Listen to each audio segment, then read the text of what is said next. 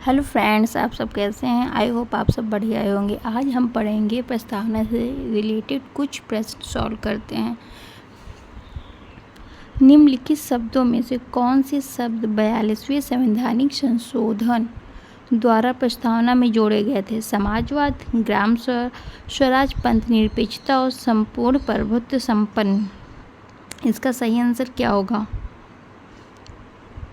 इसके आंसर ये है, इसमें तो चलो टिक ही है।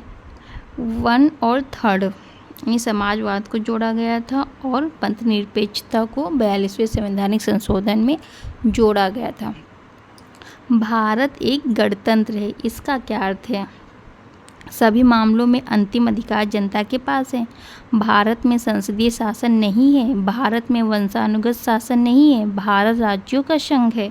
इसका करेक्ट आंसर क्या होगा?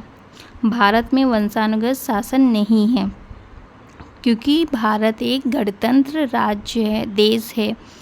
वंशानुगत शासन कहाँ का है? ब्रिटेन में ऐसा होता है कि एक राजा होता है, फिर उसी की पीढ़ी दर पीढ़ी वहाँ पर राजा बनता है। लेकिन भारत में कैसा है? चुनाव होकर ही आते हैं सदस्य।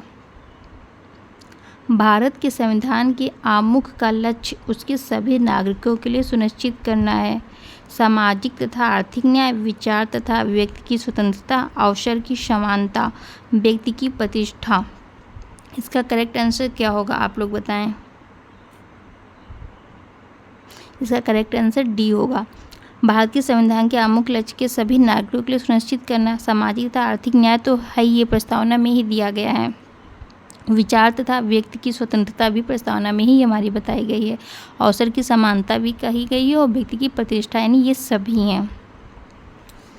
भारत में लौकिक सार्वभौमिकता है, क्योंकि संविधान की प्रस्तावना आरंभ होती है प्रजातांत्रिक भारत शब्दों में, जनता के जनतंत्र शब्दों से, जनता के लोकतंत्र शब्दों से, हम भारत के लोक शब्दों से। कहाँ से शुरू होती है प्रस्तावना हमारी? हम भारत के लोग शब्दों से।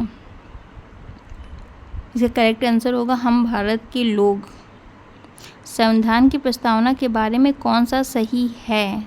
कौन सा सही है इसमें? ये चीज़, समाजवादी धर्मनिरपेक्ष शब्द 1950 में लागू संविधान के अंग नहीं थे। उक्त शब्द 1977 में संशोधन द्वारा जोड़े गए। उक्त शब्द यानी ये उक्त मीन्स ये जो ऊपर के शब्द हैं 1985 में संशोधन द्वारा जोड़े गए। उक्त शब्द संविधान की प्रस्तावना में अंग नहीं है। इसका करेक्ट आंसर क्या होगा? आप लोग बताएं। ये समाजवादी धर्मनिरपेक्ष शब्द 1950 में लागू संविधान के अंग नहीं थे, यानी जो मूल संविधान था, सबसे पहले प्रस्तावना बनी थी, उस समय समाजवादी और धर्मनिरपेक्ष नहीं था। बाद में 42वें संवैधानिक संशोधन द्वारा 42वें संवैधानिक संशोधन द्वारा इसको जोड़ा गया था। कल्याणकारी राज्य का उद्देश्य क्या है? वेलफेयर स्टेट क्या है? अधिकतम संख्या का अधिकतम कल्याण सुनिश्चित करना, कमज़ोर वर्गों के कल्याण का प्रबंधन करना, सभी नागरिकों को स्वास्थ्य सुविधाएं प्रदान करना। उपरोक्त में से कोई नहीं। इसका करेक्ट आंसर होगा अधिकतम संख्या का अधिकतम कल्याण सुनिश्चित करना। संविधान की उद्देशिका के संबंध में निम्न कथनों पर विचार करिए। दिए गए कोड की सहायता को से बताइए कि इनमें कौन सा सही है। पंडित नेहरू द्वारा प्रस्तुत ऑब्जेक्टिव प्रस्ताव, इसकी प्रकृति न्याय योग्य नहीं है, इसका संशोधन नहीं किया जा सकता है। संविधान की विशिष्ट प्रावधानों को यह रद्द नहीं कर, पहले बात तो संशोधन किया जा सकता है, लेकिन विशिष्ट कुछ जो मूल संविधान है प्रस्तावना में मूल शब्द उनका संशोधन नहीं किया जाता, लेकिन संशोधन तो होता है। इसका करेक्ट आंसर क्या होगा? 90 का बी, केवल 1, 2 और 4। 1, 2 और 4। इसका करेक्ट आंसर बी। भारतीय गणतंत्र की 26/11/1950 को सही संवैधानिक वस्तुस्थिति क्या थी जब संविधान लागू किया गया था? लोकतंत्र गणतंत्र था, संपूर्ण प्रभुत्व संपन्न धर्मनिरपेक्ष लोकतांत्रिक और गणराज्य, संपूर्ण प्रभुत्व संपन्न लोकतंत्रात्मक गणराज्य, संपूर्ण प्रभुत्व संपन्न समाजवादी धर्मनिरपेक्ष लोकतंत्रात्मक गणराज्य। मूल क्या था जब ये लागू हुआ था संविधान? यानी धर्मनिरपेक्ष तो 42वें संवैधानिक संशोधन 2000 जोड़ा गया, तो ये तो हो ही नहीं सकता हमारा। संपूर्ण प्रभुत्व, हम भारत के लोग संपूर्ण प्रभुत्व संपन्न थे, तो हम भारत के लोग नहीं, तो ये भी नहीं हो सकता है।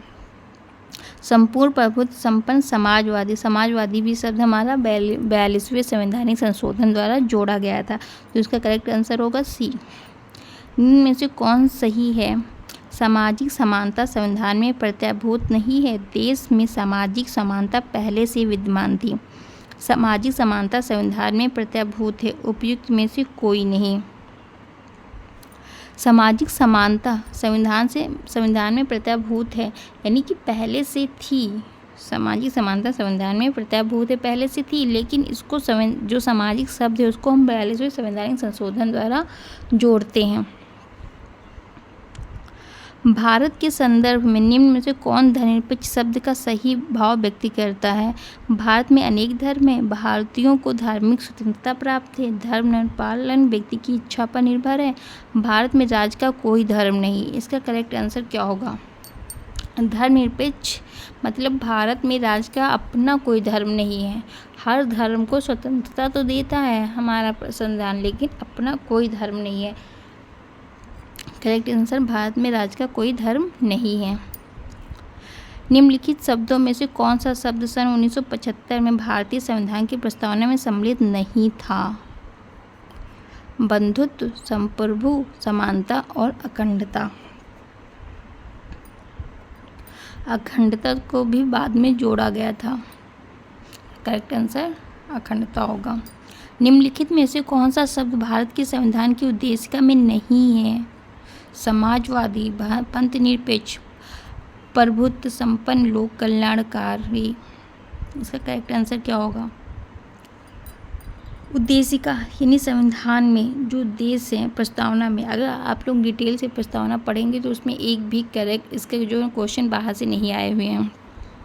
लोक कल्याणकारी शब्द की कहीं प्रस्तावना में बात नहीं की। पंथनिरपेक्ष है, समाजवादी है, प्रभुत्व संपन्न है, अखंडता है, बंधुत्व है, संप्रभु है, ये गणराज्य है, लोकतंत्रात्मक, ये सब शब्द हैं, लेकिन लोक कल्याण की बात हमारे प्रस्तावना में नहीं की गई है। और ये संविधान की प्रस्तावना के उद्देशिका की बात कर रहा है, तो इसका करेक्ट आंसर होगा लोक कल्याण। निम्नलिखित में से किस वाद में उच्चतम न्यायालय ने धारणा प्रस्तुत की उद्देशिका संविधान का भाग है? यूनियन ऑफ इंडियन बनाम डॉक्टर कोहली, बनारसी दास बनाम स्टेट ऑफ यूपी, बोमी बनाम union of India, Malak Singh बनाम स्टेट ऑफ पंजाब। किसमें कहा गया कि उच्चतम न्यायालय में का उद्देश्य का संविधान का भाग है? इसका करेक्ट आंसर क्या होगा? सी, बोमई बनाम यूनियन ऑफ इंडिया। निम्नलिखित में से कौन सी भारतीय संविधान की विशेषता नहीं है? भारतीय संविधान की विशेषता नहीं है। संसदात्मक है, स्वतंत्र न्यायपालिका, संघात्मक, अध्यक्षात्मक सरकार। कौन सी इसमें विशेषता नहीं है संविधान की? बी, इसका करेक्ट आंसर संसदात्मक तो है ही, हमारा संसद है, स्वतंत्र न्यायपालिका है, संघात्मक है, सरकार है। यानी संघात्मक वो होता है जिसमें केंद्र और राज्य सभी के पास हमारी शक्तियाँ प्राप्त होती। तो हमारा देश वैसे भी भारत कैसा है? अर्धसंघात्मक सरकार है, तो इसमें इसका विशेषता नहीं है पूछा है तो अध्यक्षात्मक सरकार नहीं है। संसदात्मक सरकार है, स्वतंत्र न्यायपालिका है और संघात्मक सरकार है। इसका करेक्ट आंसर नहीं है पूछा है तो 16वें का बी।